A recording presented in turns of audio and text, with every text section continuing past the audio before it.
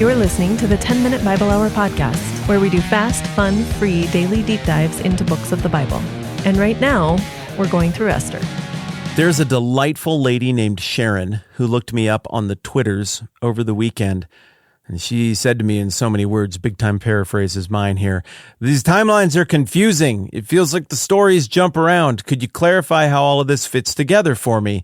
And I got to thinking, you know what, Sharon, that is a dang reasonable question, and I would be delighted to clarify how all of this stuff that we are covering fits together, because Esther is going to work way better, and I would submit to you that the whole opposition to Jesus thing is going to make way more sense when we go back and look at the New Testament again someday, if we understand this very dynamic moment in history that runs from 605 BC up till the end of the Old Testament in the mid-400s BC. And I know not everybody's a history person, and that can feel a little bit overwhelming, but this is totally doable. You don't got to have every date. You don't got to have every name. But if you get to a place where you can feel the story, Esther's going to hit so much harder. And again, I would argue the New Testament is going to hit so much harder as well. Here is the lightning version. I'm using my hand to move down a timeline here. It's going to make a ton of sense. 605 BC is the Battle of Carchemish. At this point, only the southern kingdom is remaining, and Assyria has been the cruel overlord of the Bible world for more than 100 years at this point.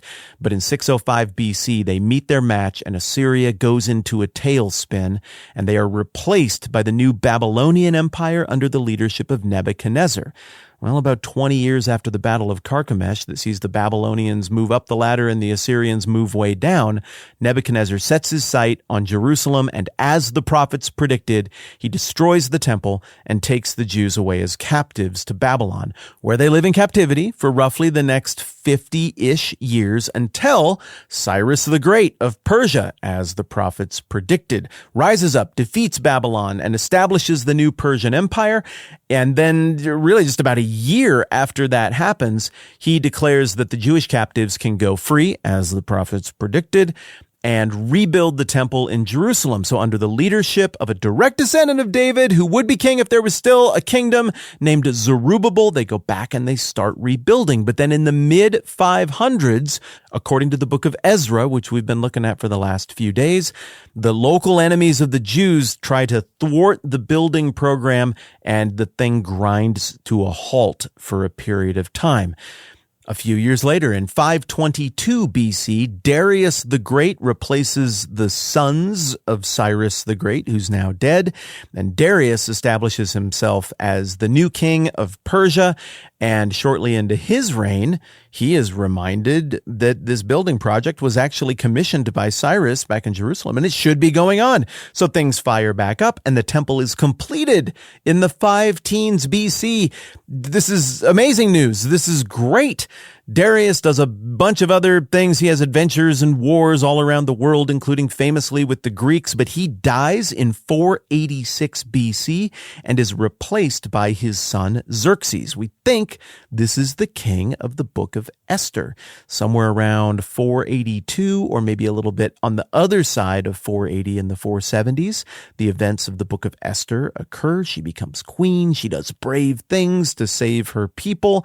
And Xerxes, who has a bunch more fights with the Greeks and has a long and successful reign as well, he reigns until 465. Then he dies and is replaced by his son, Artaxerxes, who reigns from 465 to 425, and that basically takes us up to the end of the Old Testament with Ezra and Nehemiah, the guys who wrote the books that we've been poking around at here for the last couple of weeks. These guys both operate under the reign of Artaxerxes, with Nehemiah even holding the honored position of being the cupbearer to King Artaxerxes. And just for fun, to round out the story, if we fast forward another 100+ years after Artaxerxes, that's when the conquest of Alexander the Great, the Macedonian, happens. He defeats Persia and effectively names himself as the last king of Persia before he dies. Then that sets in motion a bunch of historical events that ultimately end up with the Jews briefly having an independent state once again, that ends at the hands of the Roman Republic, which quickly becomes the Roman Empire. And then the first emperor of the Roman Empire is Caesar Augustus. And while he's in charge of the world, Jesus of Nazareth is born into this new, very not Persian, very not Greek, but instead very Roman politically dominated world. I say again, my friends, you do not have to be some kind of history wizard to feel the broad strokes of that story. And so hopefully the more we hit that, the more it clarifies. Sharon, thank you for the great question. I hope that little reset proves to be helpful. And further, I think Sharon's question is very timely because Ezra is chronologically weird. It isn't really. I mean, it makes perfect sense chronologically, but it can be a little bit disorienting as you read through it because the first three chapters are all happening during the reign of Cyrus the Great, right? The first Persian king we've been talking about here. It's all about the early stages of the rebuilding of the temple in the 530s under the leadership of Zerubbabel. But then, as we've been talking about, you get into chapter 4 and we discovered that there are these age-old enemies of the Jews who seem nice at first, but the leadership of the Jews who were rebuilding the temple, their read on who these people are and what their motives really were is vindicated. They look harsh at first when they refuse the help of these outsiders who approach them to help rebuild the temple. But then it turns out they were right all along in assessing their motives, that these outsiders were not there to help. These outsiders were there to sow chaos and make something different of the project than what it was supposed to be. But then if you read ahead in Ezra 4, as I'm guessing Sharon from Twitter did, you start to run into some confusing timeline stuff that can be really disorienting because it looks like in chapter 4, we jump forward into the reign of Darius, and indeed we do. But then it looks like we jump forward even further real quickly into the reign of his son and successor, Xerxes. And then it looks like we jump forward still in chapter 4, even further yet to the reign of Artaxerxes. Well, what? We're jumping forward like 80 plus years in history just in a few sentences, and it's very disorienting. That would be like you reading a book that is orienting itself historically by using American presidents, and it's like, well, when Franklin Delano Roosevelt was in power during World War II, somebody wrote a letter, and then they also wrote a letter to Ronald Reagan. And then right after that, they also wrote a letter to Barack Obama. But anyways, about Franklin Delano Roosevelt, well, I mean, that's confusing, right? There's a rapid jump in time, and Ezra 4 can be a little bit disorienting in that way. But as we're going to look closer at it tomorrow, what we discover is that Ezra is assuming a certain nimbleness with Persian history.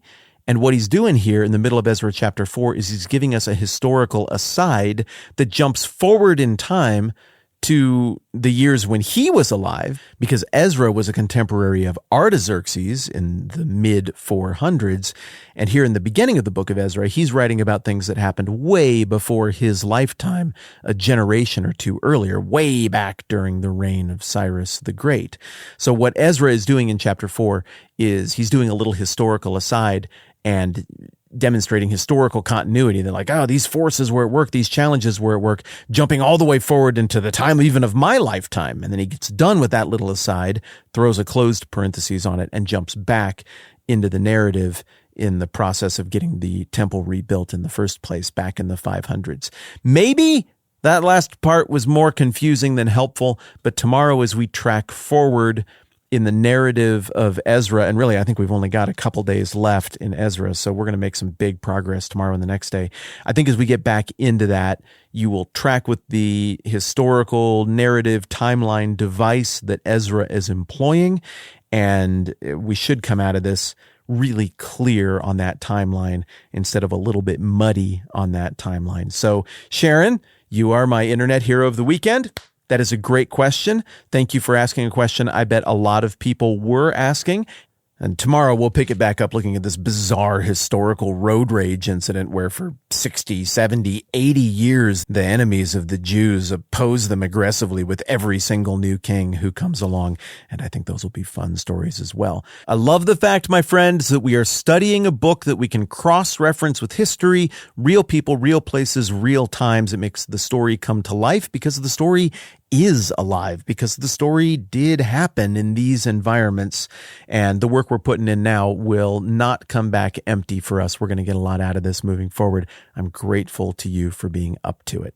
I love doing this historical context stuff with you. I hope you're feeling more conversant with Persia stuff every single day. Back to Ezra mañana. All right, I'm Matt. This is the 10-Minute Bible Hour Podcast. Let's do this again soon.